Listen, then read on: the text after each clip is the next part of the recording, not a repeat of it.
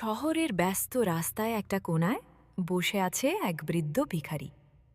তার শরীর জীর্ণ শীর্ণ, চোখ দুটো গভীর, কিন্তু সব থেকে অদ্ভুত তার ডান হাতের তালুটা, যেটা শুক্রবার দুপুর 12টা বাজলেই জ্বলতে শুরু করে। লোকজন বলে ওটা একটা অভিশাপ। যার দিকে ভিখারি তাকায় তার জীবনে নেমে আসে অন্ধকার। তাই সবাই তাকে এড়িয়ে চলে, যেন সে এক বিপজ্জনক ছায়া।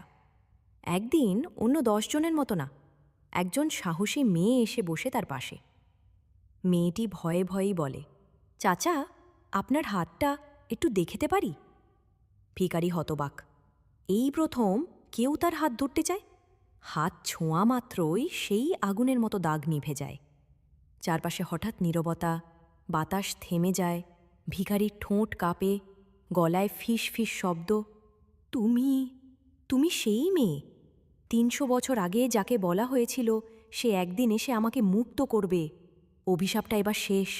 তাকে ছুঁয়ে দিয়ে মেয়েটা ধীরে ধীরে উঠে দাঁড়ায়, আর তার চোখে এক অদ্ভুত আলো জ্বলে ওঠে।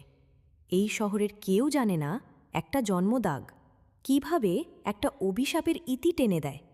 তুমি যদি সেই মেয়ের জায়গায় থাকতে কি করতে? হাত ধরতে সাহস করতে পারতে? কমেন্টে জানাও, ইয়েস না নো।